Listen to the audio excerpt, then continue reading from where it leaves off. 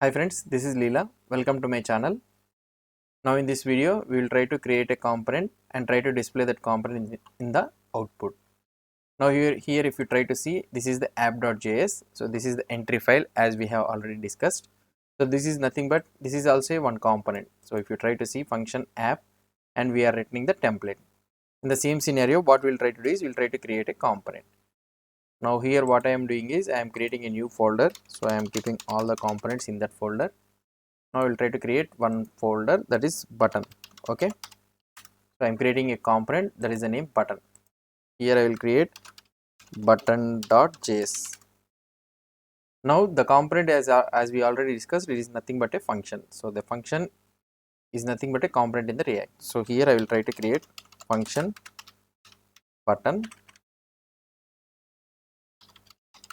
So this is the button, and what the function will return is it will return the template. So I will be returning the template here. So what I will try to do here, I will try to create one div. Okay, you need to remember that for every component you should have only one parent root. So that means you should be having only one parent root.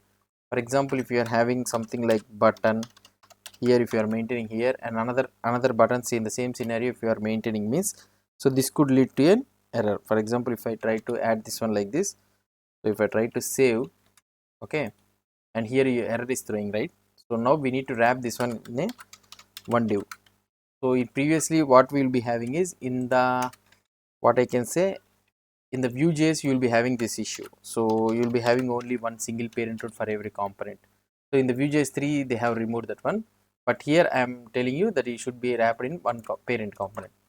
Now here the button is there, and in this button what I can write is Leela webdev or something like this. Okay, so now this is the component and I need to export the component. Export default button. That's it. So this is nothing but a component creation. So now if I want to use that component, I can remove here this one all, and I can use div. Okay, so or nothing, not div. So the component name, how we can use this component is just use this name, whatever the default you are using. So just use this name. So here I can use directly button, button. Okay, so that's it. So now it should be imported. So you need to remember that the button should be imported. So we have automatically imported this button. So this is how we will be creating a component and also using that component in other components. So you should be able to see that I have created a capital button here. So if you try to write here small b, this becomes the HTML button. So that is the reason I created a capital button. In ReactJs, normally what you will be having is you will be able to see in all the places.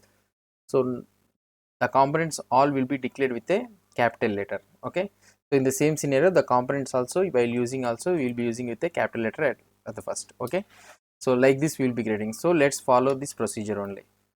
So now we have created a button, and the button component we have created it like this. Okay, let's try to see the output. If you try to see the output, you will be able to see Leela webdev. Actually this is a button. Let's try to do some formatting. So as I am using Tailwind here, so I am not using Bootstrap in this one, so I am using Tailwind CSS. So let's try to write class name. So here you will be having class name. You should write with the class name. So this is the notation you need to remember. As this one is a JSX, not an HTML, so there will be some limitations. Not limitations. There will be some syntax changes. As it is more, JSX is more towards the JavaScript. So we should mention the attributes, some of the attributes with the Pascal names. So now here the button name is there, right? So button name, what I can do, I can give background color of some 400. Okay, so it should be something bg red -100 to 900 it will be. So 900 will be more thick color. I will show you. So the text should be in the white. Okay, and I can write px-5, something like margin left side and right side, and the top and bottom I am keeping 3. Okay, and rounded, if you want you can keep rounded -full means, so it will come rounded corners. So this is the thing. Now if you try to see the output, here you will be able to see a nice button. And if you want to give hover effect also we can give. So here I can write something like anywhere. So if I want to write some hover effect, I can do what I can do. Yeah, here hover colon bg -red-, so something like 500. Okay, now if I try to see the output, if I hover it, see, you will be able to see a nice effect. So if you want, you can also give the some more color also you can give. So you can give 700 so that it will be more thick color. Okay, so here see, so this is how also we can design the button. Now this is the design of the button. Now if you want to, what I can say, if you want to add some margin, you can also add here class name is equal to my-2 or something like this. Okay, so most probably it will be something like bootstrap only, little bit of more css you will be having. Now here the button you have used, right? So if you want, you can change it to container. Okay, so by applying the container, tailwind css will not have some gap here. So what you need to do is you need to give mx-auto so that you will be having some gap.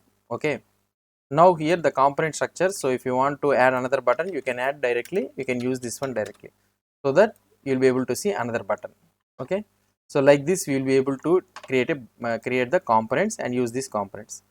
So not only this type of implementation, so we have also another way of implementing the components. So that is a class notation. So using the class notation, you will be having more and more grip on the component creation. So for example, if you want to create a component, how we can create is, so here in the components I am creating a new folder, something like hello world. Okay, so these are all the basics. So now in the hello world, what I can do is, here I will try to create hello world.js. This time we will create the component using class notation. So class hello world. Okay, so it should extend component. Okay, so after this component should be imported from the React.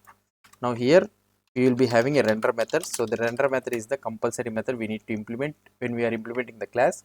So when we are implementing using the function notation of the component, we are using the return. So in the same scenario, you will use the render. So render method will return you the template. So here in the render, so you will be having something like this.